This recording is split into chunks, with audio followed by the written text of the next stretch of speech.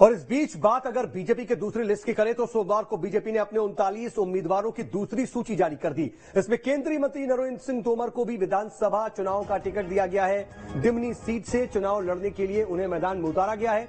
इन 39 उम्मीदवारों में कई सांसद शामिल हैं। 3 केंद्रीय मंत्री इनमें हैं, उन्हें भी चुनावी मैदान में उतार दिया गया है। और पार्टी ने जिन सांसदों को विधानसभा चुनाव के लिए टिकट दिया उनमें कृषि मंत्री नरेंद्र सिंह तोमर, फग्गन सिंह कुलस्ते, प्रहलाद सिंह पटेल, गणेश सिंह, राकेश सिंह, रीति पाठक और सांसद उदय प्रताप सिंह शामिल हैं। बीजेपी महासचिव कैलाश विजयवर्गीय को भी बीजेपी ने विधानसभा चुनाव में उम्मीदवार बनाया। सतना से सांसद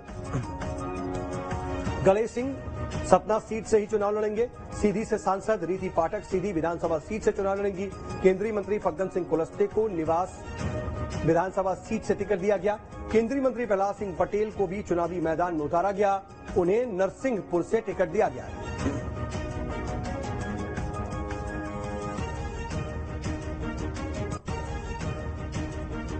इधर मध्य प्रदेश में बीजेपी ने अपनी दूसरी सूची जो जारी कर दी है। बीजेपी की इस लिस्ट में केंद्रीय मंत्रियों और सांसदों को भी कमान दी गई है। कहां किसको जिम्मेदारी दी गई है, एक रिपोर्ट के जरिए पूरी तस्वीर आपको दिखाते हैं।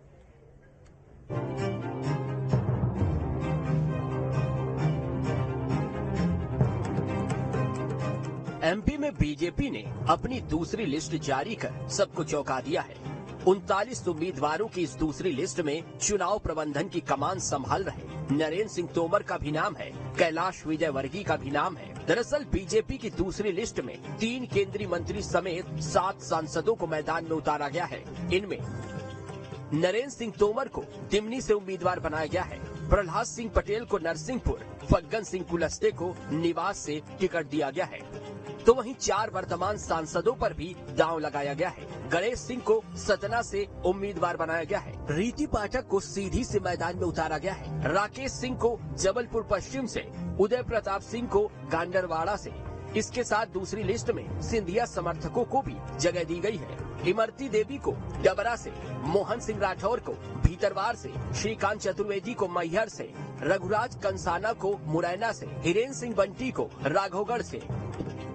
वहीं बीजेपी ने अपनी तीसरी लिस्ट में एक प्रत्याशी को जगह दी है। पार्टी ने अमरवाड़ा सीट से 33 साल की मोनिका भट्टी को प्रत्याशी घोषित किया है। दरअसल पहली लिस्ट में 39 और दूसरी लिस्ट में 39 के साथ एक और प्रत्याशी को मिला दें तो बीजेपी ने अब तक 89 सीटों पर प्रत्याशी उतार दिए हैं। इनमें से 2018 में 3 सीटें बीजेपी ने जीती थी, जबकि बाकी 76 सीटों पर बीजेपी को हार मिली थी। फिलहाल इस बार बीजेपी की कोशिश हार को जीत में बदलने की है। Team news state. इधर बीजेपी की दूसरी लिस्ट में उम्मीदवार बनाए गए कद्दावर नेताओं का यह कहना है कि वो अपनी जिम्मेदारी को ईमानदारी से निभाएंगे, तो वहीं प्रत्याशियों ने जीत का भरोसा भी दिलाया है।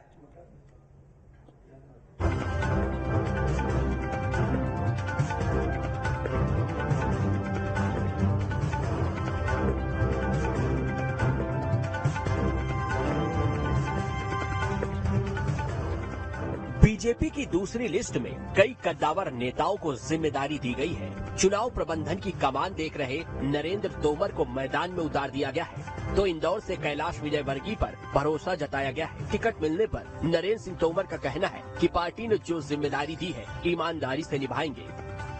पार्टी ने मुझको पार्षद का चुनाव लड़ाया, विधानसभा का लड़ाया, राज्यसभा का लड़ाया, लोकसभा का लड़ाया। पार्टी को लगता है कि मुझे विधानसभा का चुनाव लड़ना चाहिए, तो पार्टी का आदेश सिरोधार्य है। हम लोग तो कार्यकर्ता हैं, पार्टी जो आदेश देती है उस काम को करते हैं।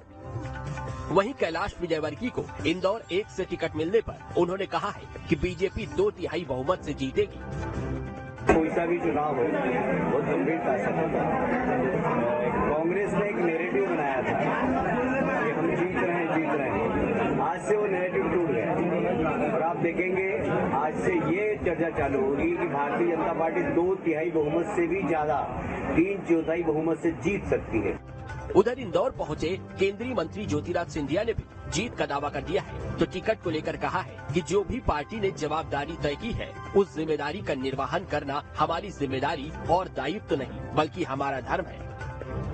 कार्यकर्ताओं की पार्टी है, जो भी जिम्मेदारी हर एक कार्यकर्ता को दी जाती है उस जिम्मेदारी का निर्वाह करना हमारी केवल जिम्मेदारी और दायित्व नहीं, लेकिन हमारा धर्म बनता है। फिलहाल दूसरी लिस्ट जारी कर बीजेपी ने सबको चौंका दिया है। जिन कद्दावर नेताओं को मैदान में उतारा गया है, उन्होंने कमर कस ली है और आगामी चुनावों में जीत के लिए ताल भी ठोक दी है। Team news state. और इस बीच उज्जैन के नागदा खचरोद विधानसभा से बीजेपी ने तेज बहादुर सिंह को उम्मीदवार घोषित किया है और तेज बहादुर को टिकट मिलने के बाद उनका विरोध भी वहां पर देखने को मिलने लगा है। लंबे समय से दरअसल टिकट की दावेदारी कर रहे बीजेपी के ही नेता लोकेंद्र मेहता ने अब निर्दलीय चुनाव लड़ने का वहां से ऐलान कर दिया है। मांगी पार्टी का आश्वासन था, पार्टी हम सर्वे में भी थे, हम पैनल में भी थे। फिर क्या निर्णय हुआ हमें भी नहीं मालूम। अब जनता का आशीर्वाद लेने के लिए जनता की मांग है, जनता का विश्वास प्राप्त करने के लिए जनता का मैं सेवक हूँ, जनता मेरी भगवान है, उसको उसी उद्देश्य के साथ में मैं निर्दलीय चुनाव लड़ रहा हूँ और ऐतिहासिक मतों से जीत कर हम जीत का परचम निश्चित ले आएंगे।